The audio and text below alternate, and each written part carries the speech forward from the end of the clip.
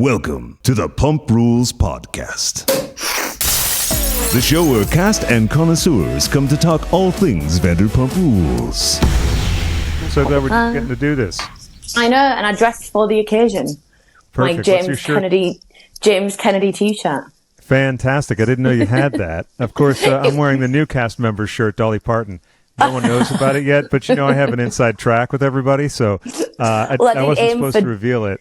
I aimed for Dolly with the hair, so we were obviously telepathically communicating. As always, I definitely think so. Yeah. And I'm just adjusting my volume, so... No problem. There we go. Perfect. Great. So yes, James Kennedy, I was actually in communications with him this morning, or we sent communiques. I like to make it as formal as possible. So we sent over some faxes, and he's actually not doing any podcasts at all. So Okay. we had a nice chat, and he invited me to any of the gigs upcoming. He's blown it up, DJ-wise. Have you seen all the stuff he's been doing?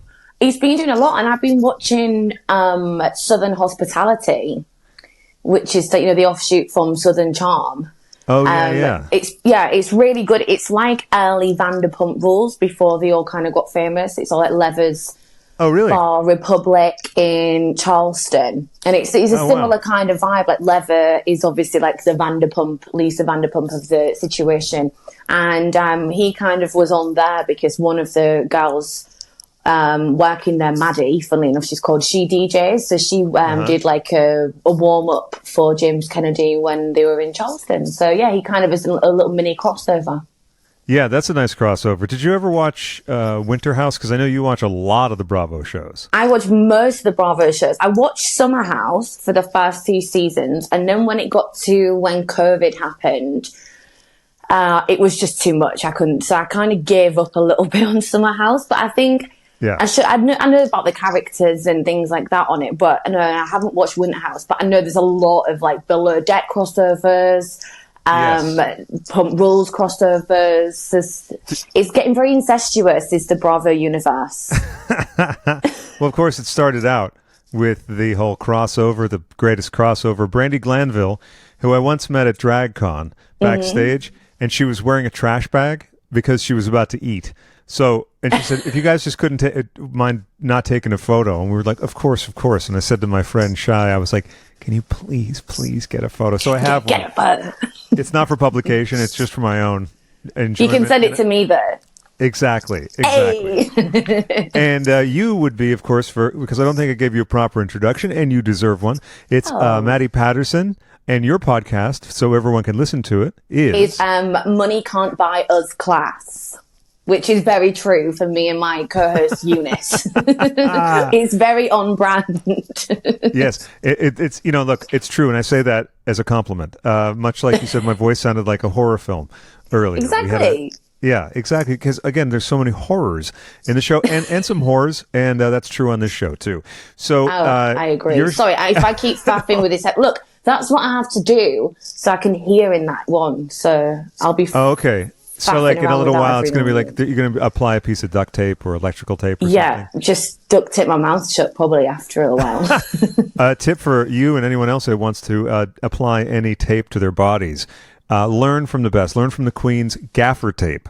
It's cloth tape, and it won't rip your skin quite like that. Is that when we're when we're tucking, I don't need to tuck, but if anyone I know needs to tuck. If one was to. If one was to tuck, if one had a massive dick and needed to tuck, then thank you for the tip. I will bear that in mind. Now you can share that with friends, family, whoever. Your show is also reality TV centered, but it's not just focused on Vanderpump Rules. It covers the whole spectrum of Bravo. Yes, we're mainly more housewives focused. Yeah. We also cover all the below decks. We will be covering Vanderpump, but it would just so happen that we started our podcast after Scandival hit. And we felt like there was kind of no point in, going over old ground. Everyone had already kind of talked about it so much that there was nothing we could say that hadn't been said by people before. So we started, so we cover all of the housewives, below deck. We're going to do a Southern Charm. We've done a bit of Southern Hospitality. we're the South, the whole South. Oh yeah, a lot of the South is happening. It's all South. It's all happening in the South. Oh my God, it's all happening. Yeah, exactly. Yeah. Maddie's going to get that tattoo, but we don't know where yet, so stay tuned. Everything was talked about at Scandival, but that's actually what prompted me to relaunch this show, because as you know, I'd sort of not gotten sick of it, but my other show was going so heavy guns that I just didn't really have the time, and that led to booking guests that I didn't really want to have on. So those episodes have been redacted, just because when you're painting by numbers, it's like time to stop doing something. But then, and also season 8 was just grim. Then, of course, Scandival reignited my interest, and I went back and watched season 9. So, because I had that falling out with them. The wild's interest, of course. I forgot about that. I completely have forgotten about that whole situation. Oh, God, yeah. Yeah, well, it's best to, usually. But I bring it up only in that it was, for me, not everyone else or anyone else, it sort of prefigured than what we see on the show, when you sort of see someone in a different light. But anyway, for this season so far, what have your general feelings been? Ooh. Okay, I might have a few controversial opinions. That's what we like. That's what I like here, anyway. I mean, they don't call me classless for nothing. I think the most prominent feeling that I'm getting from this season is that Ariana's really milking this affair. Look, let's level here. Let's level. Okay. I mean, and all power to her, but let's level with this. I don't know one single human being on the planet who hasn't been cheated on at some point in their life, whether it was in high school with a kiss with a boy, or whether it was in a marriage, a long-term marriage with children that ended in divorce. Everyone has experienced being cheated on. Yeah. Just not everyone has experienced it on a public platform like that, where you're being followed with cameras. Yeah. And the level of which, I mean, Sandoval is not my favorite person for the split second, but he wasn't before the cheating. It was never, the cheating didn't bother me. It was like, oh, of course you did. Like, you've all just been shagging each other for years. This was I don't know why everyone was so shocked about it. This is like the standard practice. So like the baseline of Vanderpump Rules has been so-and-so's cheating on so-and-so and so-and-so's shagging so-and-so. So the cheating bit didn't necessarily put me off him, but I think the level of abuse that he has experienced because of this, don't get me wrong, what he did was shitty, but I don't think it deserved the, he may as well have been hung, drawn and quartered and dragged down Melrose. That was, he fucked up. We get it. They both live in Valley Village, so that'd be difficult. They'd have to bring him all the way here. But maybe that's what you're suggesting. What could have happened? Yeah, exactly. Well, that's interesting you say that. That is a different take than mine because of the way in which it was perpetrated, the way in which he rubbed her nose in it, basically, because I had the same thing happen to me, almost to the letter, except we weren't on TV. And it's a certain kind of specific fuck you that the person's doing when they do that. And I think the public support for her, and this is my feeling, and yours is just as valid, is that couple seemed like they were rock solid. It wasn't Jackson Brittany. It wasn't even Kristen and Sandoval. And to me, even now that we know what we know about how Sandoval feels about certain things and his anger now, which I don't think serves him very well. However, one might think he has suffered unfairly. Him going for the points of, you guys talked about this on podcasts. It's like not exactly the way to win friends and influence people, It's not. And I'm not condoning. And I think that the problem is that when someone cheats to start with, and I admit when I was an idiot and younger, I have cheated in past relationships. And the thing is, it's like when you start, and it starts with this tiny little thing, and you get away with it, whether it's just like a secret little kiss or something, and you get away with it, you begin to get cocky with it. And that's what he did. He got cockier and cockier, because obviously when we found out about it, we were watching the season knowing that him and Raquel had been at it like rabbits. So if we, the clues all fit in and everything fell into place, and you see the level of cockiness and the level of manipulation that was involved, you start to feel more and more invincible as it goes on. So you start taking, his downfall was that the affair came out before or midway, I can't remember with the season airing. Oh yeah. So we wouldn't, if it came out after, you'd go back and watch it and go, oh shit. But because we're watching it, we're looking out for every tiny little clue, like even to like him encouraging Schwartz to get off with Raquel, and it came across a hell of a lot more calculated. I'm sure, it was very calculated, but I think because we were looking for it and we were waiting for it and we were watching out for it, it was just so blaringly obvious in your face what he was doing that it was gross. And I'm not for one second condoning the behavior. I'm just thinking that Ariana's going to be coming out very, very well. She did Dancing with the Stars. She's in Broadway. And good for her. But it annoys me because it's like, okay, if every single woman who had been cheated on was then offered the opportunities that she's been offered. Yes, but hold on, wait. But I get that, but at the same time, this happened to her publicly, right? So then she is then the scorned woman, etc., in the public eye. And I think that the public reaction of not unstinting support, because there's a lot of people who feel like you do, and even more hardcore, who are like, "Fuck Ariana." I like Ariana. It's not fuck Ariana. I'm saying what you feel, plus even harder.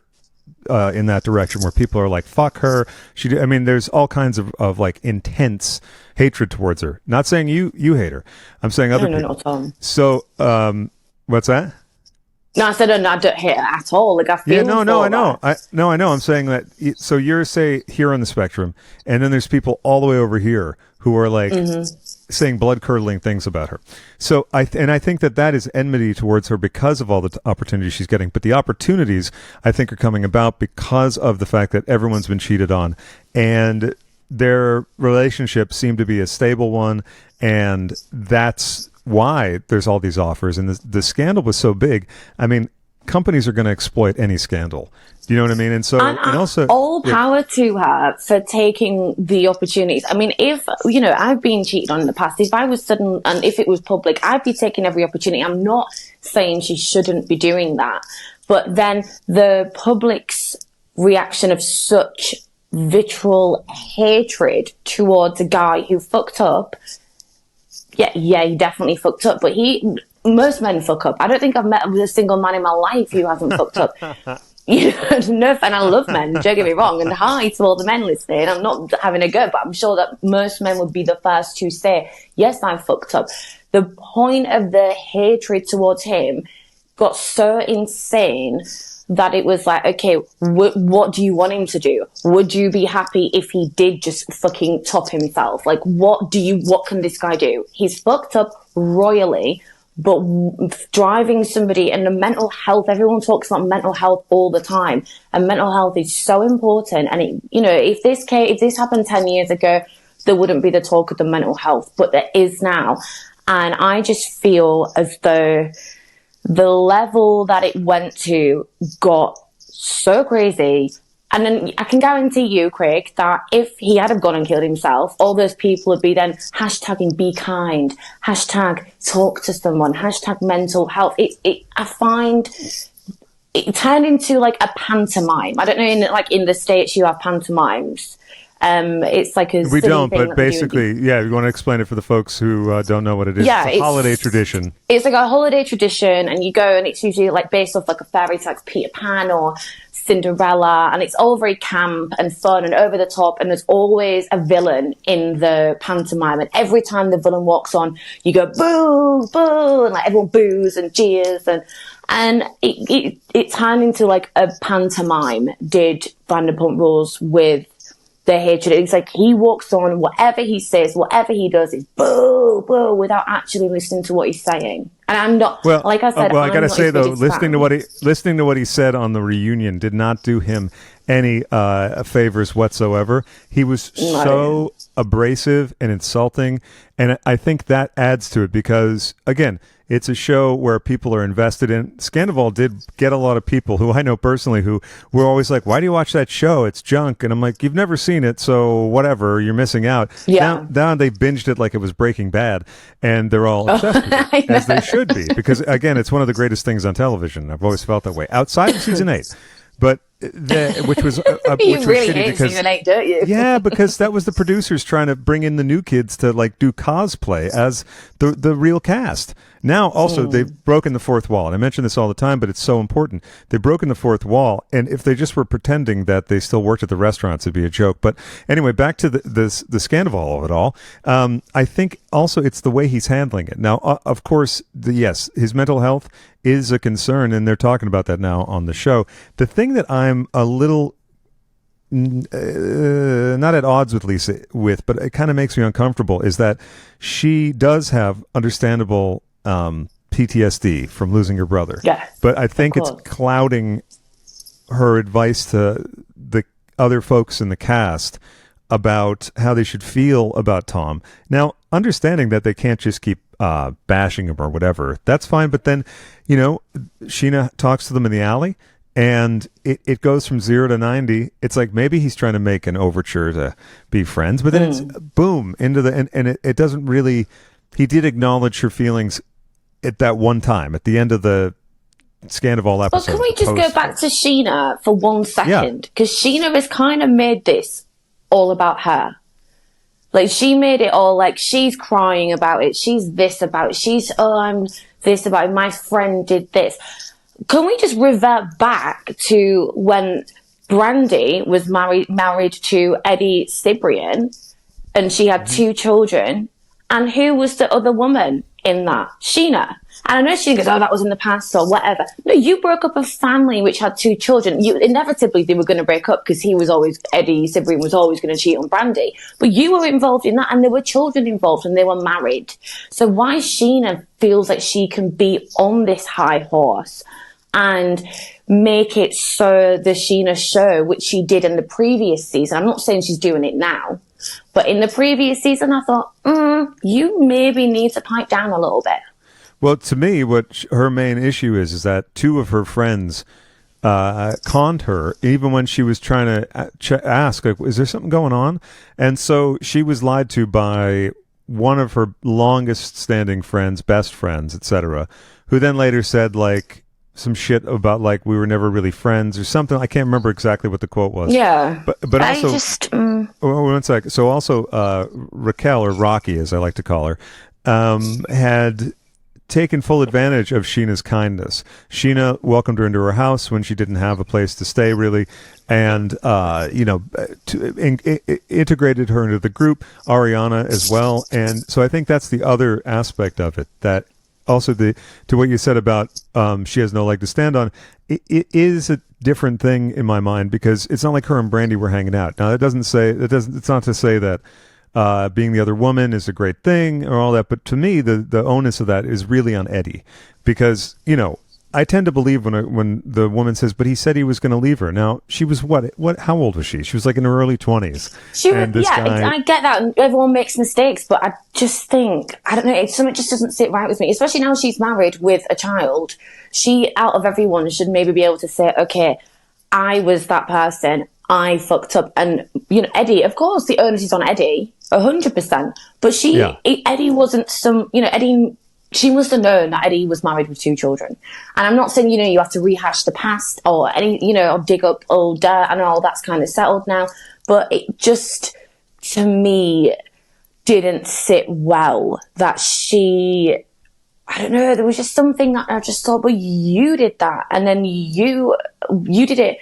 Whether or not her and Brandy were friends is completely irrelevant. If you're getting someone's dick shoved inside of you that isn't with you and is with someone else, it doesn't matter whether you know the person or not, you know that that's wrong. So, like, the bottom line is that it's wrong. But then most people I know have done it or will do it. They're not the first people to have done it. They're certainly not going to be the last. I don't condone it. I just think there was a little double standards of some of the reactions. I understand the betrayal of the friendship and things like that. I think that's the crux of it. To me, what I see is that's the crux of it, because when we saw her, sobbing at the house, and she spoke in a way that we never see Sheena speak, because as we see now, she has horrific struggles with relational and postpartum OCD. Like, there's kind of like dancing together. And to me, I've always found her to be wishy-washy, flip-floppy. But now that I know that she is officially diagnosed OCD, and I'm glad that she's, working on that. It's impressive, and I'm glad also in the public forum, because again, people see stuff and it affects them. And with the Ariana thing, people relate to people. They're sort of the not icons, but just like when Schwarzenegger had that whole scandal with his housekeeper, and people were upset by it, even though we don't know him personally. And there's plenty of other. You feel like examples. You do, because they're in your front room, aren't they? They're on your TV. You kind of feel like it's like a soap opera. You feel like you know the characters. Even though you obviously don't, you get invested somewhat into what's going on. Yes, exactly. And then I think it gets blurry when there is the hate online and an attack, because it does go to a certain extent that is a little intense. But, when he said that the Sweet Lady Jane cake is what almost put him over the edge, I thought, well, it's a cake. I mean, it's a cake. But which it's not about the pasta. Yeah, right. Which, incidentally, I love that all the theories. It really was about pasta. Like, she ate all her pasta. Recently, Lala said, "Well, that's when I was smoking too much weed and I got really stoned, and she offered me some, and I just ate all the pasta." Like, give me the pasta. yeah, exactly. And James was very hot-headed then. So. The other aspect of it for me is that, it was back to what Sheena was saying to him at the end. I can imagine it was very hard for her to actually confront him, because she's never really able to do that. She can get talk behind people's backs and stuff like that, because it can be hard for people who are conflict averse. But she really gave it to him, and you could tell the hurt that she had. So for me, outside of the cheating aspect, it's the friendship betrayal, and also on Rocky's part. And I don't. But how do you think it would have played out then? Just to play like a bit of devil's advocate here. So if Sheena and Raquel / Rachel / Rocky, I mean, how many names do we need for her? Well, I like to call her Rocky because it's neither of her preferred names. Okay, well, I like to go by preferred names, so I'll call her Raquel just for argument's sake, because otherwise I'll get confused. It's a sign of disrespect. It's a sign of disrespect that I like to use every time I can. So okay, please. So if you start calling me like I don't know, Maddy, I'll know that you're pissed off with me. I never would, though. I never would. See, this is the thing. No, but so for devil's advocate, if like Raquel or Sandoval had come to Sheena and opened up and said, "Okay, this is what's happening. We are having an affair, we are in love, or whatever," wouldn't that then be putting Sheena in a very difficult position? Because if her and Raquel or her and Sandoval was close friends as they say they are, then they're going to come to her in confidence, and they're then going to expect her to keep that confidence. Whereas, because she's had a bit of a tough time in the past with the other girls in the group, there's been conflict. So wouldn't that be putting her in a very, very awkward and difficult position? And then that would be then making her kind of implicated in the whole thing. So maybe by just like Schwartz, because exactly, and he's fucked up over it. Yeah, well, exactly, and I really think that the continual adding of suggested burdens on Schwartz, like from Lisa, like, why don't you go and take all the arrows and suggest to all the girls that you all kind of get together and maybe give them a second chance. Schwartz, they're not going to. They're not going to really take what he says for any value, and also it just once again puts his nose in the shit. Like it further invalidates his position as someone who didn't condone it, tried to tell him to maybe do the right thing. So yeah, that's a good point. If she had, I just think that maybe if they had talked to Sheena. Well, go ahead. Yeah, no, I was going to basically agree with what you were saying. If they'd have told Sheena in confidence, that's then implicating her and putting her in a position where she then needs to either keep the confidence because they're that close friends that when one of your best friends of however many years tells you something in confidence, you don't say anything, and then it comes out she knew, so then she's fucked. Or she goes and tells them, and then she's fucked anyway. So I think that by not telling her was, I don't know whether it was a conscious decision or subconsciously, but I think that was the best thing that they could have done, was not tell her. Well, the other thing is that I think that Raquel is as creepy as Sandoval is considered or whatever. So that's another thing. But with the Sheena thing, later Sandoval says, well, they were going to talk to Ariana. They were going to tell her. But it was like a long time. It was a long time that it took place. But shoulda, woulda, anyway. coulda, isn't it? It's shoulda, woulda, well, that's coulda. the thing. And also, you were never going to say anything. And when people said, well, why didn't you break up earlier? He's like, but we had a house together. Well, why did you get the house together if things were... We still have a house together. Early? It's insane. Why I know. Why are they still living together? That poor assistant. What's her name? Bless her. Anne has since resigned. And to move up to modern day, Miles, his new assistant, who in the New York Times article... Did you see the New York Times magazine article? No, I don't think I did. Oh, boy. Oh, boy. Oh, shit. Now, there was a watch party that night at Schwartz and Sandy's, and I was tempted to go, but I had other things on, and I couldn't go. Did you have to wash your hair by any chance? Yeah, well, it was funny because it would have been awkward because it was rainy, so I don't know how well attended it was, and apparently they've been doing well at that, and Jack's Studio City has been having watch parties, too. But it was only Sandoval because Schwartz is doing Watch What Happens Live. And that morning, a New York Times magazine article came out. And I'm going to read you exactly what he said because I do not want to paraphrase. And it was wild, and it's not doing him any favors. He's since issued an apology, but of course... oh, God, how many more apologies? Fucking hell. No, I know. That's the thing. So let's see. We're going to get to... There's so many pictures from the show here. Okay, there's the apology. So, okay. I'm so excited. The reporter says, I asked Sandoval why he thought the scandal got so big. Quote, I'm not a pop culture historian, really, he said, but I witnessed the O.J. Simpson thing and George Floyd and all these big things, which is really weird to compare this to that, I think. But do you think in a weird way it's a little bit the same? I can't even look right now. I know, it's hard to face the camera. Is it safe to come it's hard out to yet? even be perceived. I'm in hiding right now. I want to go into hiding, like protective custody, because I'm that freaked out. Like that's horrendous. Yeah. His ego. I wanted to bring up this. I've never met him. I met when we was at the opening party for Jax's bar or whatever Studio it was called. City. Yeah. Studios, I met Schwartz briefly. He seemed absolutely lovely. Jax and Brittany seemed absolutely lovely. Obviously, Sandoval wasn't there, but from the videos and things that I've seen of his band, now I'm not going to sit and I look like a dickhead. I've got 2 guitars behind me. They're not mine. I don't play guitar. Just I'm putting it out there. It's just the best background. But you do cohabitate with one of the greatest writers producers of all time, Mike Chapman. So the folks who don't know, I'm using his studio. You're telecasting from his studio. Mike was there as well, and as I mentioned in a previous episode with Chelsea and Spencer, you met Chelsea. It was so funny because Mike had no idea what was going on, and Mike well, I don't want to spoil. Like, I had to redact the bit we talked about on the first episode, just because I don't want to spoil anything. But there was a bit of a hubbub. Let's just say that.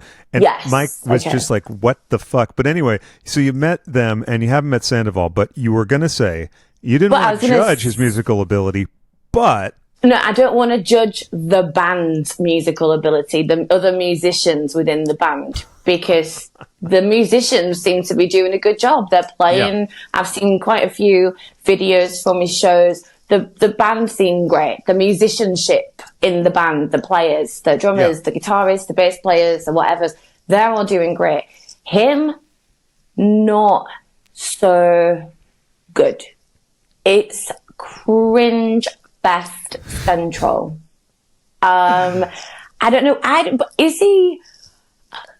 I don't know him, but if you were to show it to somebody, they'd be like, "Oh, they're doing like a bit of a like a parody of themselves, like it's a bit of a joke. Like he's in on the joke, like he's pretending to be this like rock star who loves himself." Da da da. But I don't think he is. I think he genuinely views himself as this like rock god. I mean, correct me if I'm wrong. Well, no, I mean, it's hard to say because I did go to a Most Extras show It must have been right before the thing broke. And I thought, we I had think it was falling before out and you all fell that. out, wasn't it?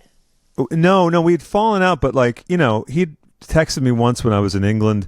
I told him I was having a child, and then I told Schwartz, and Schwartz called me immediately. Sadly, it was Schwartz's last swim in his old pool. The other thing, with talking about his performances, he started to goof on Schwartz for losing his house during some of those songs, and I just thought, why are you doing this? Like, why? This would be after Scandival, so I didn't know what that was about. Well, I mean, I guess we could imagine what it's about, but it ain't nothing nice. So I'm not sure. And people say, oh, he's been corny forever. So when we were hanging out and friends or whatever, we hung out quite a bit, and I always just felt, well, he's himself, and that's him, and he is fun and funny, and some of his stuff, like, would I want to get cornrows? No. Or not cornrows, sorry, extensions. No, I wouldn't, but he does, so God bless. You know what I mean? Like, he's fully all power into himself. to you. But I think in the context of what's been going on, I went to see the show before Scandival broke, which I don't know how many shows it was before the show where Ariana found out. But I was like, oh, okay, well, I don't know. It's fine. I'm good for him. And I went because I thought, hey, I'll go to a friend's show, even though, like, I'm not like, fuck him forever and I wish him ill. I goof on him now because of what I see, just like I've done everyone else in the show. And years ago, he said, possibly on the podcast, if you think something about me or whatever, troll the shit out of me. So, Tom, I'm making good on that promise. I wouldn't say I'm trolling. I'm just saying my opinion. You know what I mean? As I've always done, it's like, it doesn't matter how friendly I am with them. I'm going to continue to say what I feel. Of course. Incidentally, Katie not knowing... or Katie suggesting that the Lyft driver check out Reddit. I thought, well, Katie, there's like at least a handful of people who don't watch the show. At least like 8 to 12 people that don't give a shit or know about Scandival. Well, it was funny. I was in a taxi on the way to dinner last night with Mike, and I said I'm doing the Pump Rules podcast with Craig tomorrow.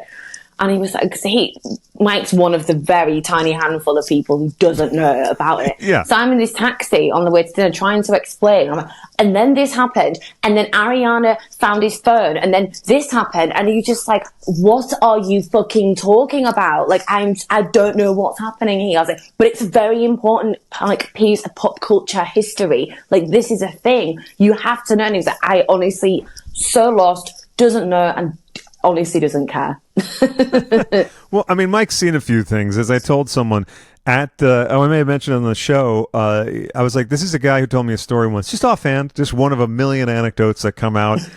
I don't know how it came out or what reminded him of it. He goes, oh, yeah, it's crazy at Studio 54. I almost floated off the balcony once because we had just smoked heroin, but Frankie Infanti grabbed my arm and pulled me back. No, sorry, Nigel Harrison. And so, like, even with that, at Jackson Studio City, he was like, what the fuck is going on? So, like, Mike's seen, like, everything, yet that's Mike's seen everything, but that's still just like, I do not know what. It's weird because, so Eunice is away in Australia at the minute, and me and Mike were going to record, like, a podcast for our podcast.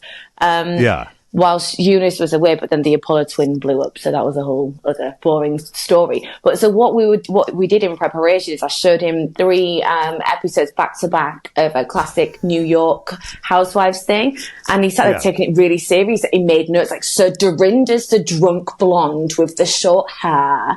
Bethany's the one who wants the tequila bit, and he was like literally writing notes as we were watching it. I feel like Mike would get into them if he watched them. He would. I mean, on our podcast, he does come on and we'll play him one of the Housewives songs, usually the shit. And then Mike gives his you mean instead of all the really good ones? The only one that he's actually really, really loved is Erica Jane, Expensive. He loves that one. But that's a good one. It's a good song. But yeah, he comes on and gives his like musical opinion on a lot of the Housewives songs. But I'm desperate. So when we finally get round to doing a Vanderpump Rules episode, we'd love if you be a guest. But I just want Mike's musical opinion on Good as Gold. Oh, absolutely. I think there's a couple. And I've got to say, to Sheena, the new emo screamer version, I'm absolutely loving. Like, I think it's genius. It's a genius idea.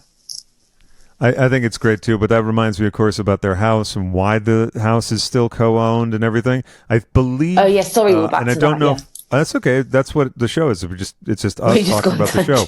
No, it's just two friends or whoever, two people that just met in some cases, talking about one of their favorite shows. So it linear. Who cares? So they are in litigation about the house because he says he wants to buy it from her.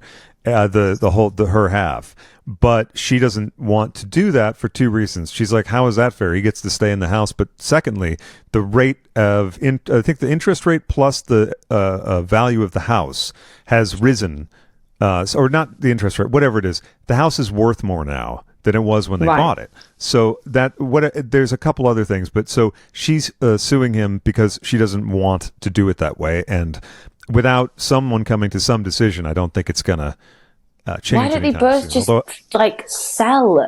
Just sell it and get the best asking price, sell it, and then just go your separate ways. It's torture for the both of them. But that's what Ariana's suing to force to happen, because I think Sandoval is stubbornly resisting, or let's just say resisting that idea. He doesn't want to do that. He wants to either buy her out or who knows what.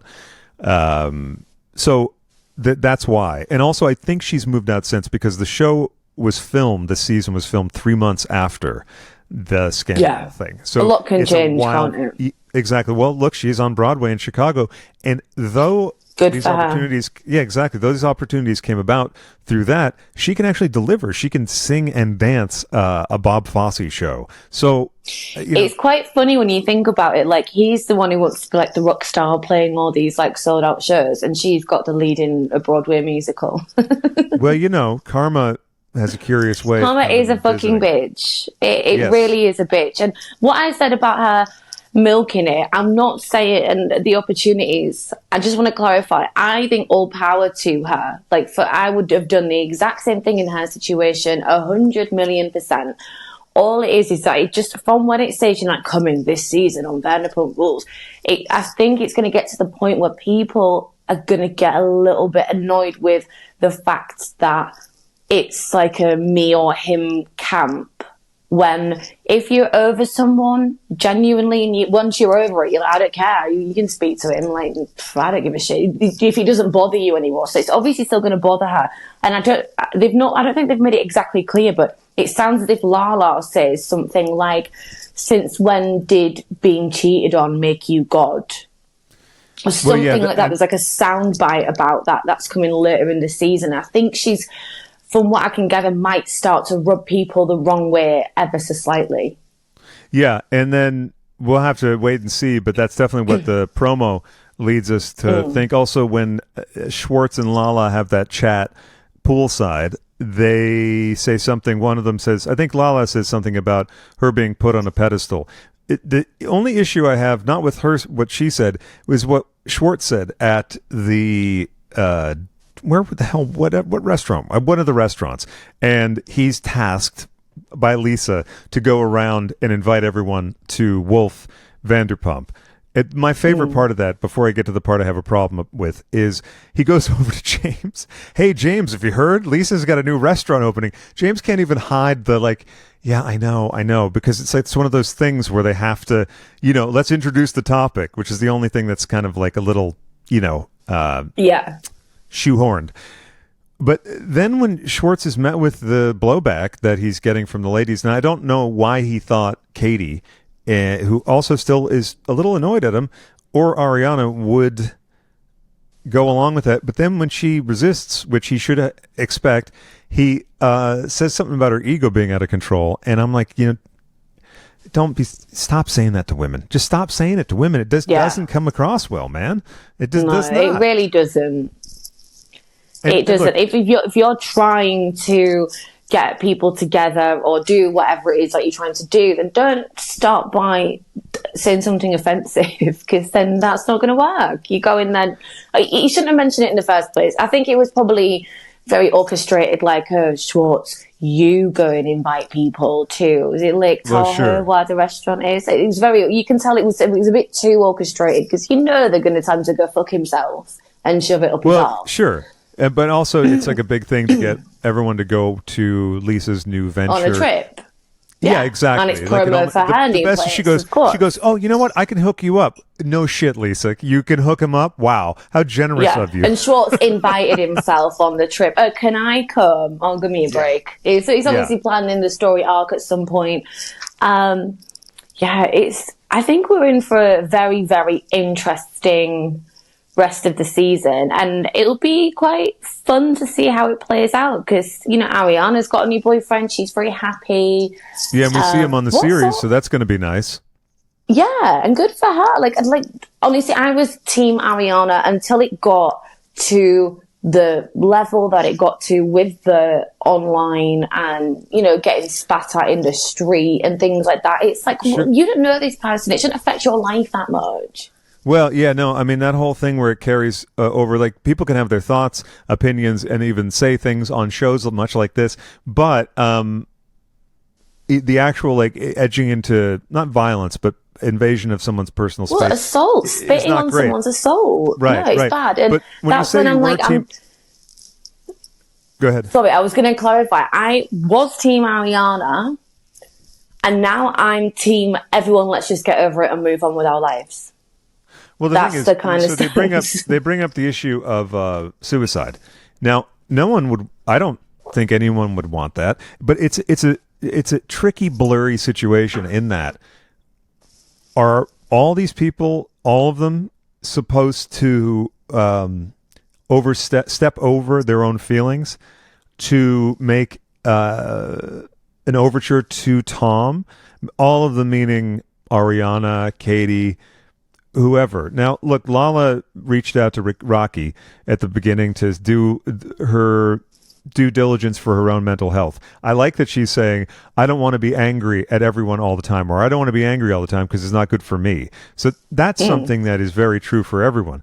I mean, who knows? Ariana seems to be very cut and dried with it. Like, fuck him. I don't want anything to do with him. But, and also her maintaining no contact is great, especially, and it's difficult in this setting because they all have to be together, sort of, in a way.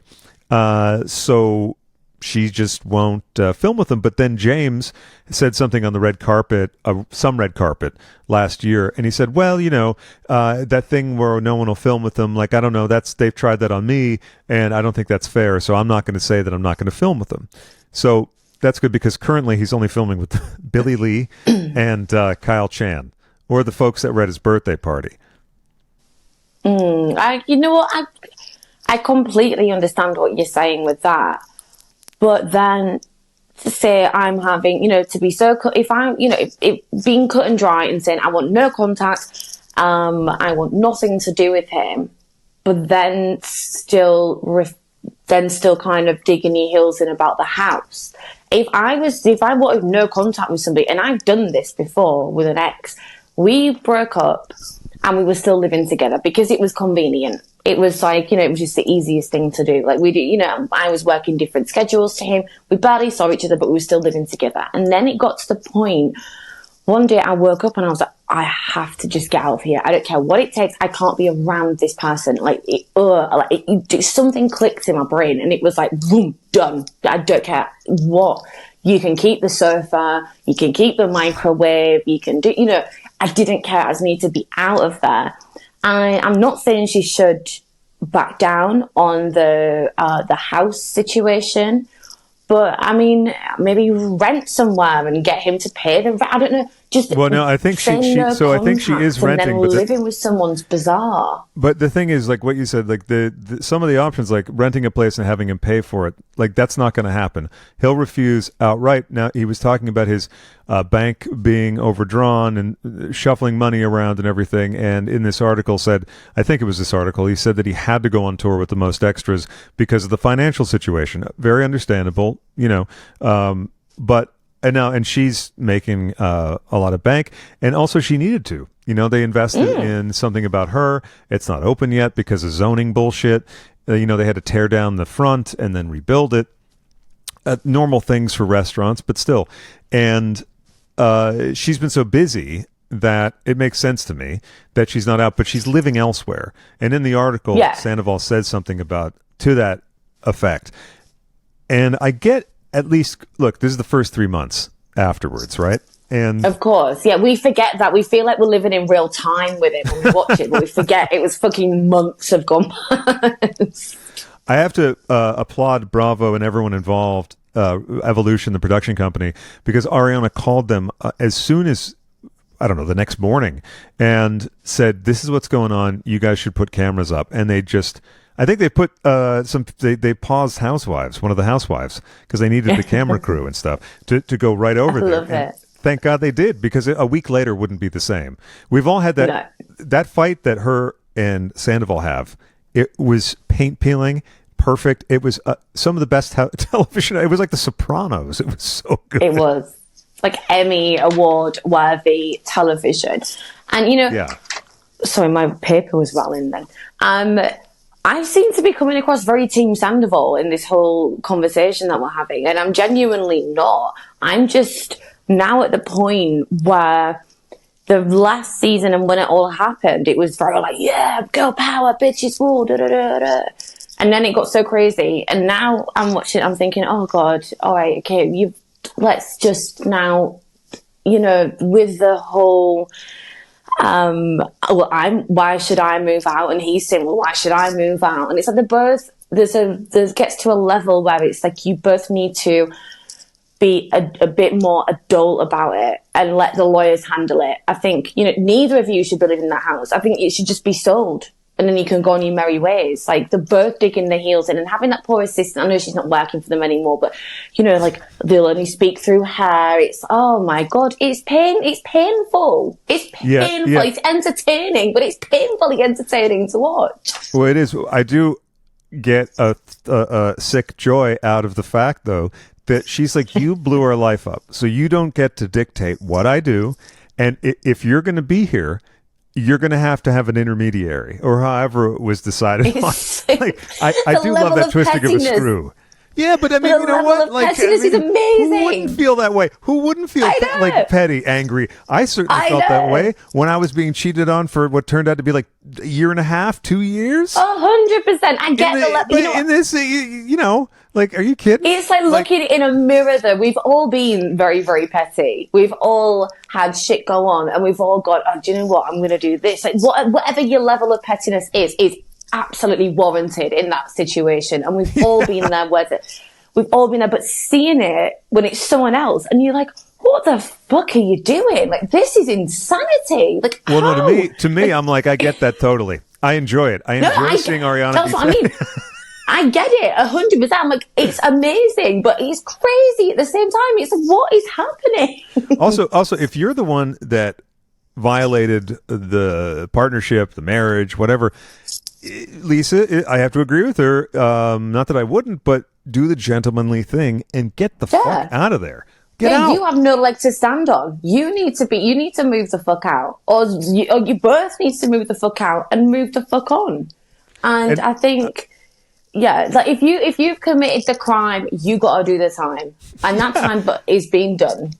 Yeah, see, that's the thing. And I think that speaks to why the continued animosity towards him exists, because of these things where, even for optics, as they say, why wouldn't you go and do the thing that maybe you don't want to do? Maybe you don't want to go and say fulsome apologies to people without the conditional, well, but you talked about me in a podcast and that's not fair. Like, sorry, you're in a public forum and you did this in a public forum, and your friend felt betrayed. And she has a podcast, So, and also, guess what? People are going to talk about stuff, and that's just how it is. And he also says, I never talked about any of you folks when he did. He used to talk all the time about Lala and all this stuff. I'm happy to see Lala coming to some kind of happier place with her, like how she deals with anger and all of that stuff. Also, the sobriety. I think it's great that she's sticking to it. I think the flashback was great. She said, I was face chugging out of a bottle. And I thought, well, yeah, you'd either be face chugging or you'd be butt chugging. So that's the only orifice probably, that you'd be going in. So it's good that you weren't butt chugging because it's also very dangerous, folks. So remember, one shot equals 10 if you butt chug. Yeah, exactly. Some people do that. I'm like, whoa. Like, just go on these hard drugs. Yeah, apparently if you put a pill up your, like an ecstasy pill up your arse, it has a much stronger effect. I've never done that, but I've heard on the grapevine that is what happens. Yeah, so I can only imagine take a pill, chugging a cognac and soda. Some people do boofing with powdered drugs. They mix boofing? it with water. Blowing it up the arse. Well, that either blown up the ass, that or putting it in like a saline solution and they go whoop with like an enema thing. So, hey, kids, just be careful because everything. And also, if I'm going to take a pill, if I'm going to take a drug, I think I'll take it through the normal route of administration. I really don't want to go that route. Yeah. Yeah, there's one way that things generally go in and one way that things, not in every circumstance, but yeah. No, and believe me, there's plenty of circumstances where it is an entry point, but, and I'm happily, but it can be quite fun if you're in the mood, but. Yeah, exactly. With the right preparation and everything. But if you're going to get into enemas, like at least make it for that cause, not for something, do drugs the respectable way. Okay, folks? Yes, children, if you are going to do drugs, do them by the Maddy and Craig guidelines. Yes, in a respectful, gentlemanly or gentlewoman fashion, dignified. So, in addition to the clanger, the greatest smash hit that he did in that, which was only the other day. Let's see, Sandoval's manager, in regard to his inability to secure endorsement deals and sort of profit off the scandal as much as others. And that would include Lala with the Send It to Daryl and the Something About Her shirts, which actually helped them to finance Something About Her. So I think that's great. Again, it shows plucky savviness with it's time. This is the time to take advantage of what's going on. Not doing cash something bad. in whilst it's hot. Yeah, exactly. And if we've ever learned anything from the Kardashians, that's what we can take to heart. And that's America. There we go. As John Mellencamp said, for you and me, ain't that something to see? So Sandoval's manager, in relation to that, or to answer that, he said, there are minimal brands that want to be associated with someone who's thought of as a cheater. But this winter, and that's Ryan Ravel, terrific guy. He is a lovely guy, Ryan Ravel. This winter, Sandoval was hoping to do a residency at Chippendales in Las Vegas, but talks stalled. I nearly choked. Hang on. Okay, I'm going to read that to you again. I nearly choked on my cognac and soda. And don't you be should have ingesting warned liquid. me. Well, Right. that's the thing. I don't like spoilers. It's like, hey, in the movie coming up, that guy's going to jump out of the corner. That's no fun. So try to keep the liquid away from your mouth. No ingestion of liquid to the mouth or downstairs. I'm going to meditate a minute. Yes, there we go. Yeah. Do a little Om Shanti. This winter, Sandoval was hoping to do a residency at Chippendales in Las Vegas, but talks stalled.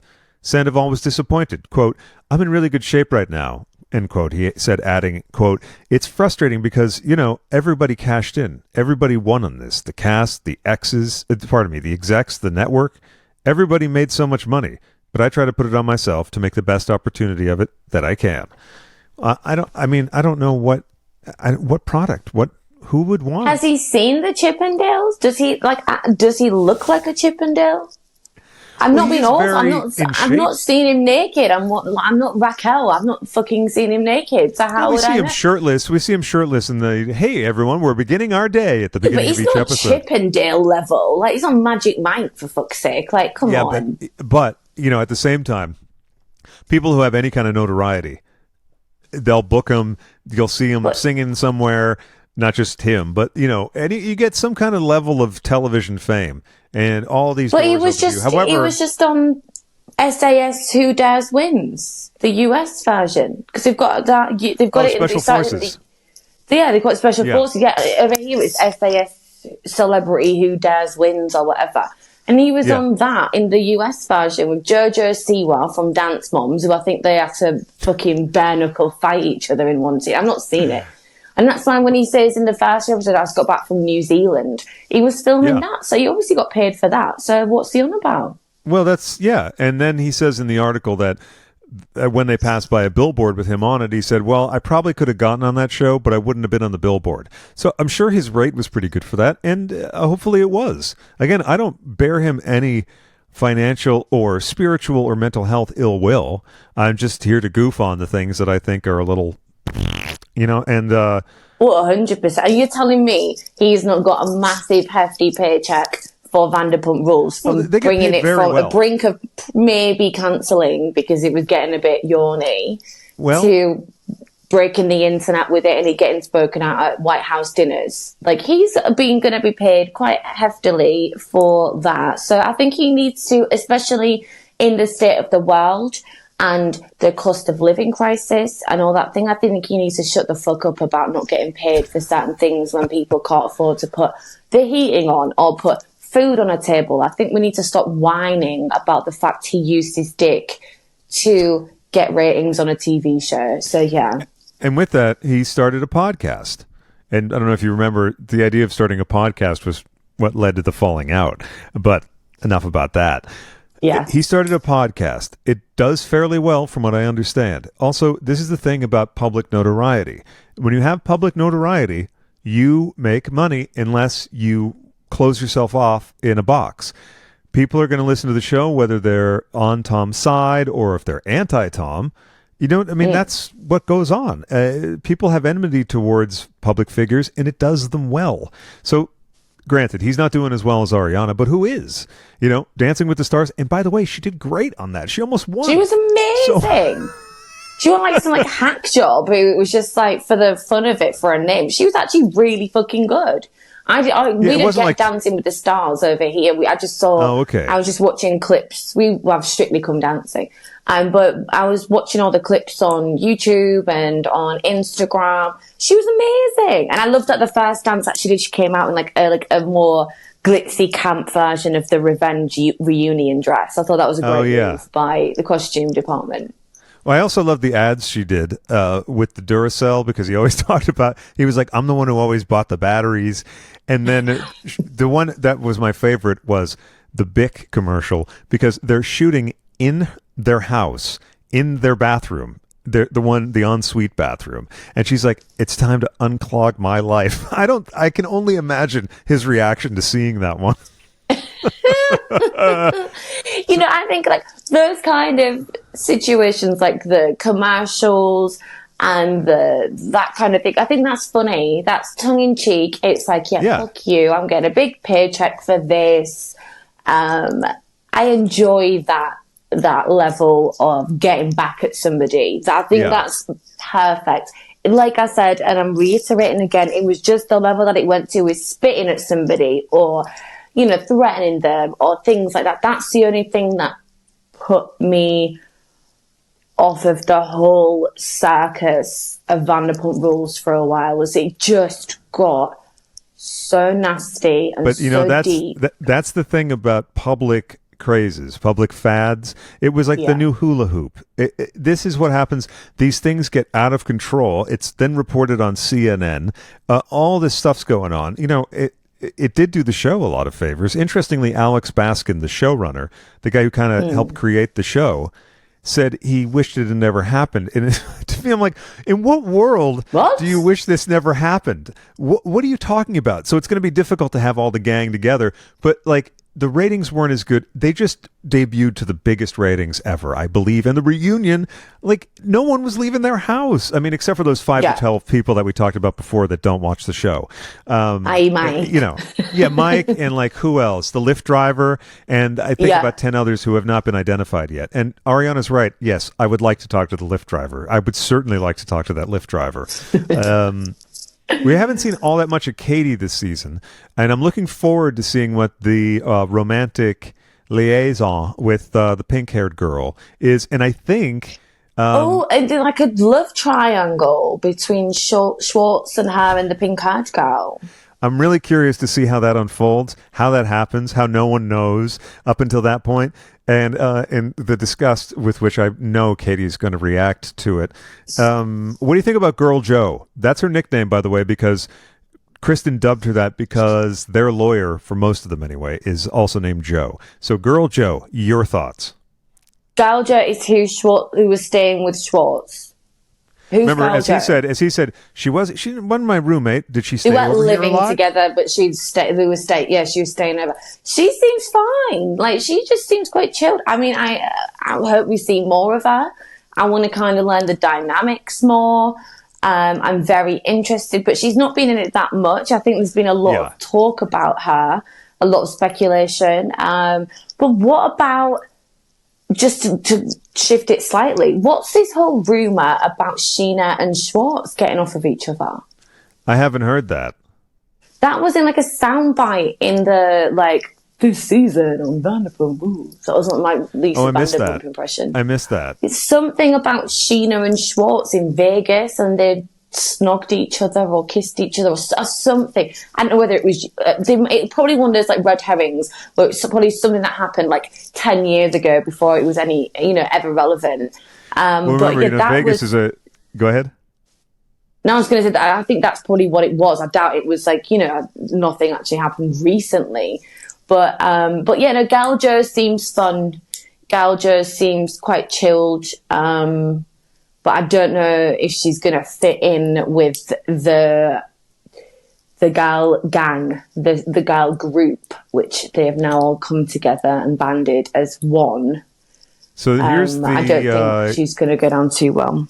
Here's the gossip rag, anyway, from Yahoo News. Okay. And it says, Tom Schwartz and Sheena Shea once made out, and everyone is freaking out.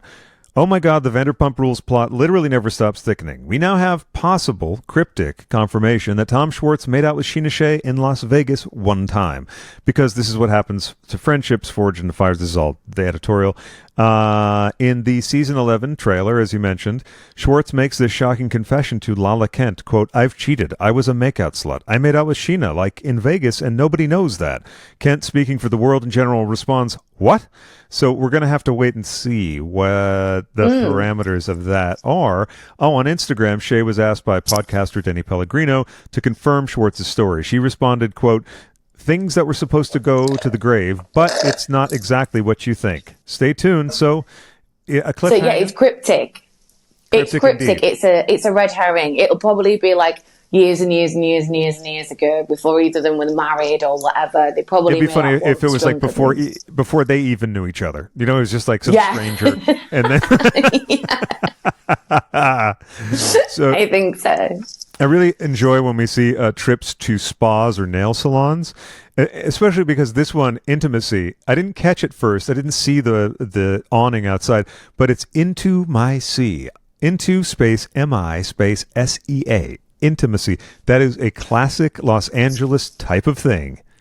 I thought you were going to say it was like Into My Sea, like SU. Like into my crotch or something?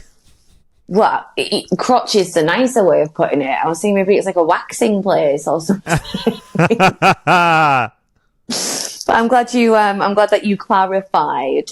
But it wasn't into my cooch, no. Sadly. I mean, even cooch no. is a nicer way of putting it. Yeah, I think that spa is still being put together. There's zoning restrictions.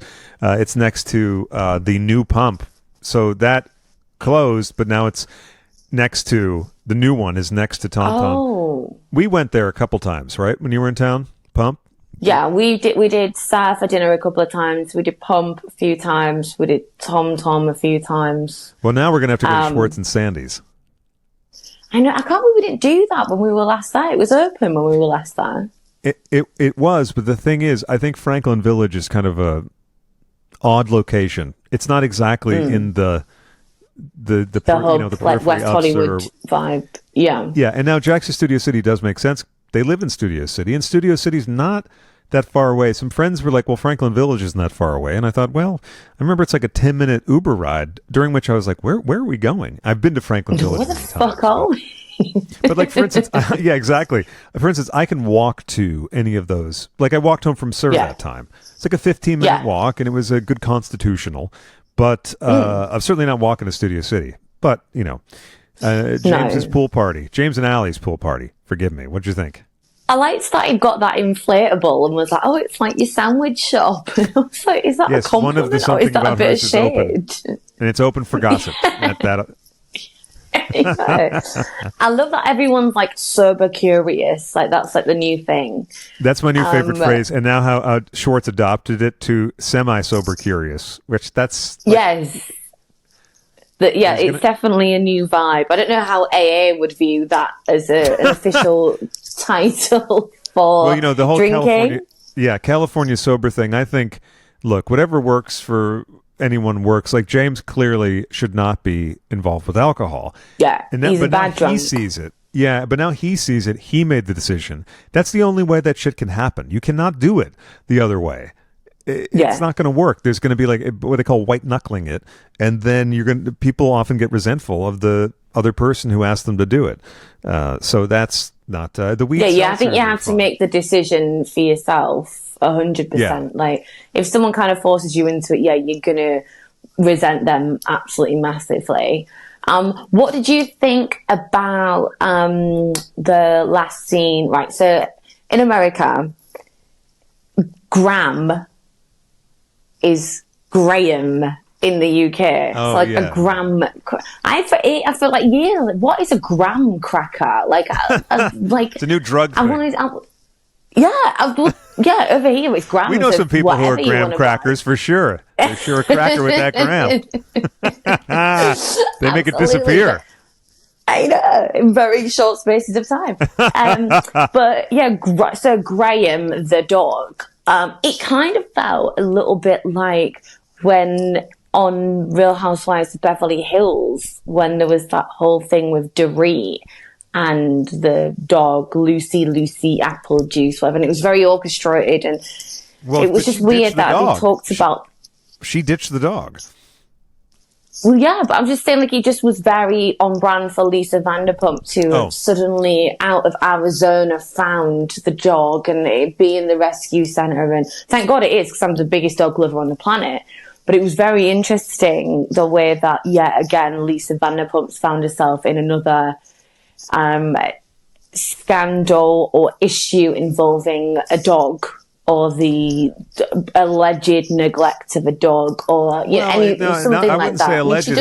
If you dump your dog at a shelter, that's neglect. Oh, I've never dumped my dog at a shelter. Yeah, that's what I'm saying. So Rocky, after all of her pledges of loving Graham so much or whatever, to me, she deliberately kept the dog to hurt James. That's the only reason that she kept the dog. But if you were going to rehab, why would you keep the dog? Like, if you knew I don't understand. Like, it's... You'd have family watch, or maybe I've known a couple that really were at odds with each other after they broke up, but still the dog would go back and forth because it was their shared dog. Well, me and my ex, my dog was my dog, not his dog. It was my dog. And when we first broke up, we were doing that whole like co-parenting, like, you have it 1 week, I'll have another week, da da da da.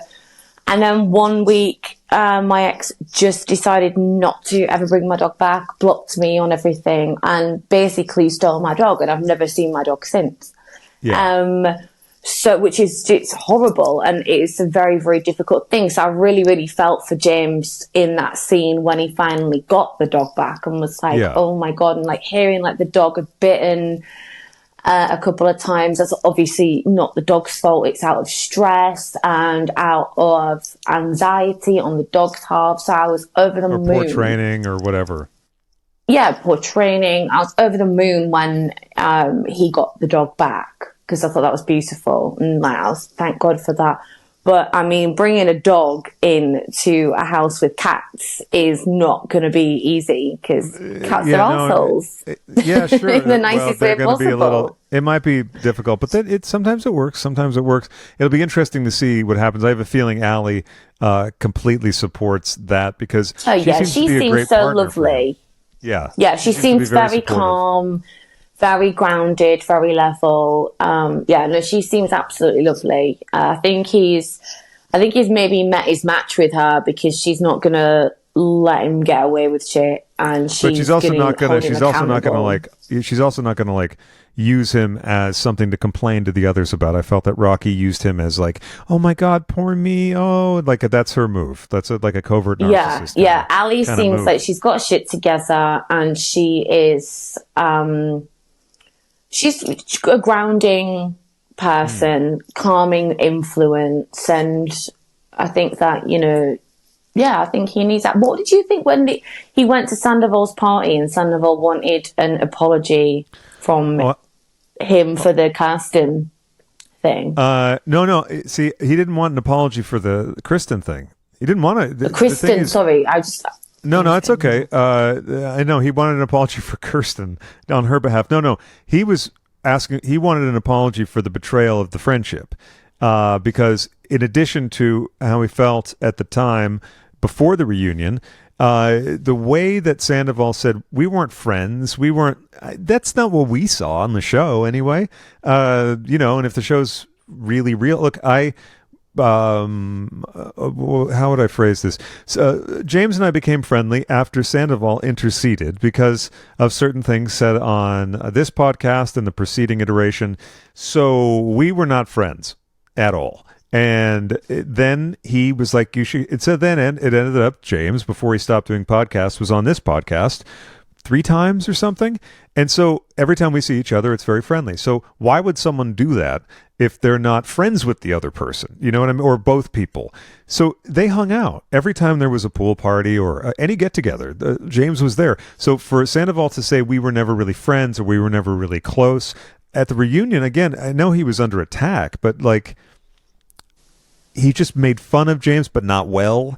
So that didn't go well for him either. And then James popped off because, it was like poking a bear with a stick. Like, what did you think? Well, didn't Sandoval pay for the big engagement between James and Raquel? Wasn't he like financially responsible for this lavish, like mini Coachella engagement situation? So there was obviously friendship there.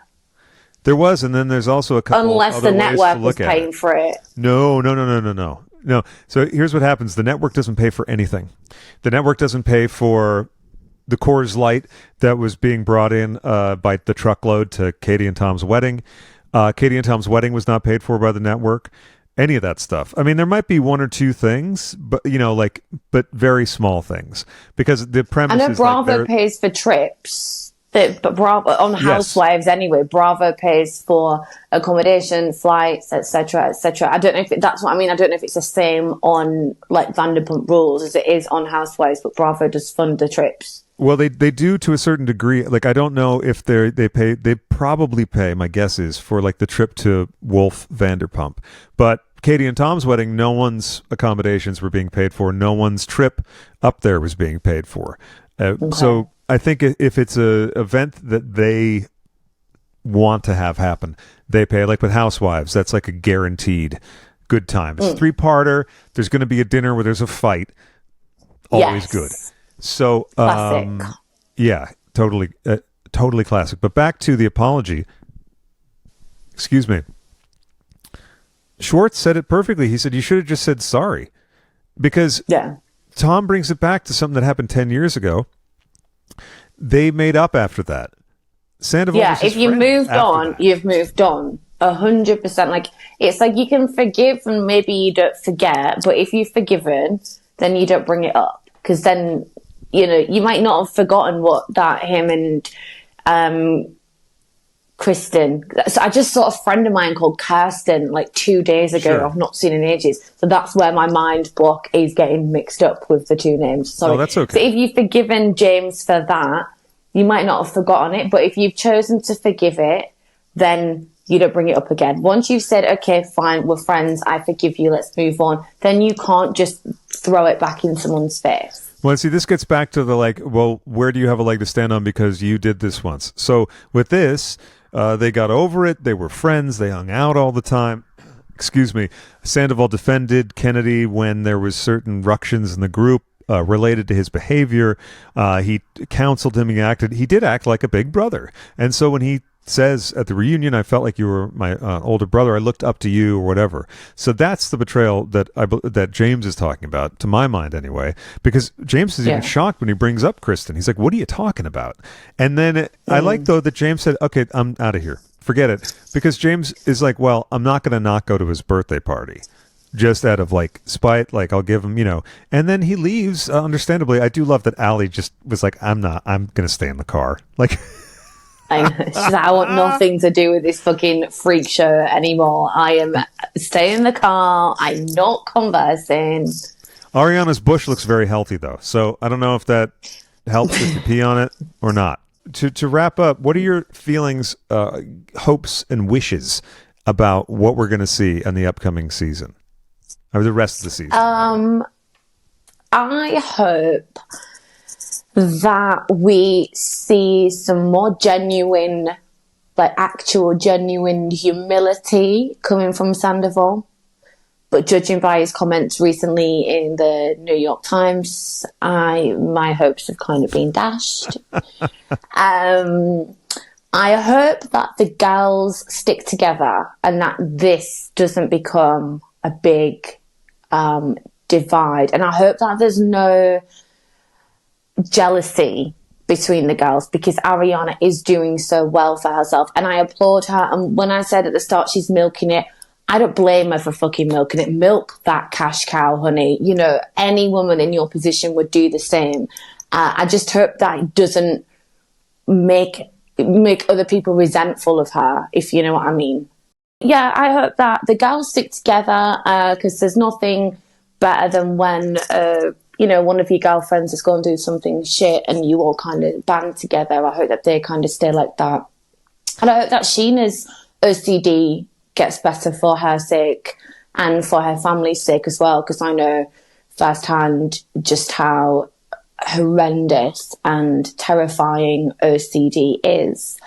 And I hope that they all enjoy their sober, curious or non-sober, curious lives, and we all enjoy a lot more Vanderpump Rules in the future. Same here. And also, I'm really looking forward to the Valley. Oh my God, yes, I saw there's the promo for that. You might spot us in the background. Well, it'd be hard Eagle-eyed not to. viewers. In that one room, at a certain point, it would be inescapable. I don't want to say anything more, but yeah, it's more than likely. What I'm hoping is that we get to see Mike looking around like, what the fuck is going on here? I am desperate. I don't care if I'm not in the background. I don't care if you're not in the background. I want Mike Chapman in the background of I want to see Valley. him looking around like, what have I walked into? Yeah. All right, Maddie, this has been so fab. I look forward to being on your show. And we can't wait. And I love you so much. Thank you for having me. Oh, it's been a blast. Pleasure. Yeah, I love you, Maddie, and talk to you soon. Find us on Instagram and Twitter at PumpRulesPod, or go to PumpRulesPodcast.com for more information. Email PumpRulesPodcast@gmail.com and follow on Facebook at Facebook.com/PumpRulesPodcast. Thanks for listening and see you next time.